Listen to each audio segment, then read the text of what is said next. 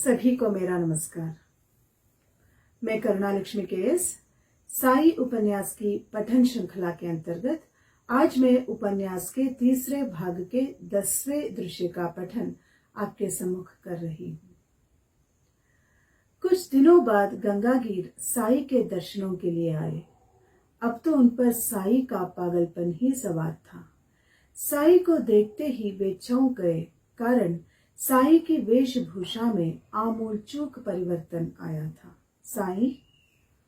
जी हाँ गंगागीर, आपका भेष तो पूरा बदल ही गया। पहले आप पहलवान दिखते थे, पर अब ये क्या है?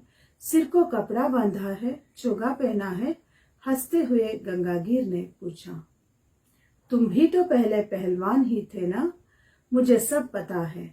अब तुम खुद इन सबको बताओ कि अपनी पहलवानगिरी कहाँ गई, कब रुकी और तुम आध्यात्म की ओर क्यों मुड़े? क्यों मालसावती, सुनना है ना? जी, मैं तो आतुर हूँ। मुझे यह तक पता नहीं कि गंगागीर पहलवान थे। मैं तो पहली बार ही सुन रहा हूँ, मालसावती ने आश्चर्य से कहा। सुबह की हवा से उनकी चोटी लहरा रही थी। हाँ, बताता हूँ। और गंगागीर वह सारा वृत्तांत ब्यौरेवार सुनाने लगे। मुझे पहलवानी बहुत पसंद थी, इतनी कि किसी को लगे मैं अतिशयोक्ति कर रहा हूँ। रात बेरात मैं कसरत करता रहता। मेरी शारीरिक क्षमता इतनी बढ़ गई कि मैं कुश्तियां लड़ने लगा, गांव-गांव घूमने लगा। कुश्ती जीतने की तो मुझे जैसी लत ही लग गई। अच्छा, मैंने कई मान प्रतिष्ठाओं की कुश्तियां लड़ी, जीत हासिल की। अपने इस शौक के कारण मेरे पास भगवान के नाम स्मरण के लिए भी समय नहीं था, पर भीतर कहीं कोई गम था। जिस भगवान की कृपा के कारण ये शरीर संपदा प्राप्त हुई थी, उसी की शरीर की देखभाल के पीछे भगवान का विस्मरण हो जाए, ये तो पाप है। एक और कुश्ती का आकर्षण और दूसरी ओर आध्यात्म की तरफ छटपटाहट। मैं दुविधा में फंस गया। पर साई, कुश्ती के प्रति मेरा प्रेम कम नहीं हुआ था, पर दूसरा आकर्षण भी तो था।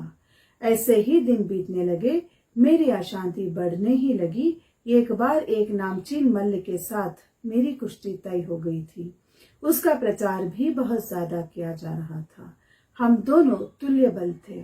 निश्चित समय पर कुश्ती शुरू हुई। सारा मैदान लोगों से खचाखच भरा था। इस बार मेरे मन का द्वंद्व कुछ ज्यादा ही बढ़ गया था। मन की अशांति चोटी पर पहुंची थी। इस आंतरिक संघर्ष के सम्मुख सामने वाले मल्ल के साथ लड़ना आसान नहीं था। हम दोनों एक दूसरे से भिड़ गए। दांवपेंच शुरू हुए। हम दोनों चपल, बलवान और दांवपेंच में कुशल होने के कारण हमारी कुश्ती लक्ष्य भेदक थी। जन समुदाय से तालियां, जोश, हंसी आदि का रातीब जारी ही था। हम जान पर खेल कर लड़ रहे थे। हमारे शरीर लाल हो गए थे, चेहरे धूल से भर गए थे, सर्वांग पसीने में डूब गए थे। इस कारण एक दूसरे का शरीर पकड़ते समय उंगलियां फिसल रही थी। फिर भी शेर बहाग की तरह भिड़े हुए थे। लेकिन बीच में ही मेरा ध्यान कुश्ती से भटकने लगा। जन कोलाहल की आवाज धीमी धीमी सुनाई देने लगी। बाद में तो सुनाई भी नहीं पड़ रही थी। मेरी यह दशा प्रतियोगी के ध्यान में आ गई। मेरी ओर से दांव लगाना नहीं हो पा रहा था। तब उसे जोश आया।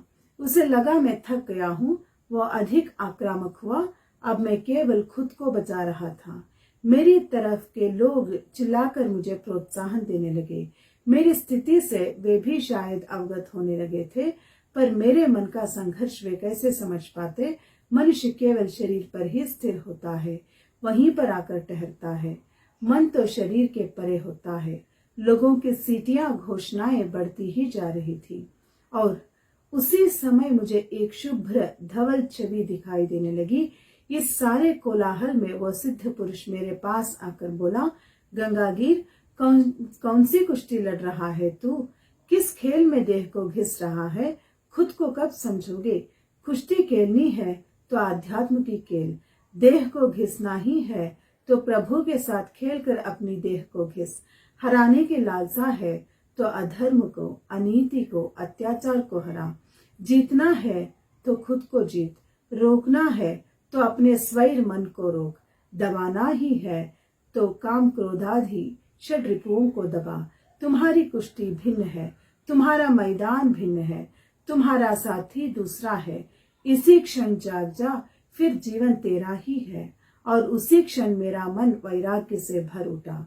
उस कुश्ती का परिणाम क्या हुआ आज वो भी याद नहीं है, पर जीने का मतलब जान गया, जीवन का कर्तव्य समझ गया, जीवन धर्म समझ गया। मन का कोलाहल खत्म हुआ और जब साई के दर्शन हुए तब से तो मेरी देह मन आत्मा की पूर्ण शुद्धि हुई। मैं अब परमानंद का सुख ले रहा हूँ। वे रुके, उनका सात्विक चेहरा चंद्र प्रकाश सा प्रसन्न लग रहा था। मालसापती, अब समझे मैंने कुश्ती क्यों छोड़ दी, साई ने कहा और सब हंसे। धन्यवाद।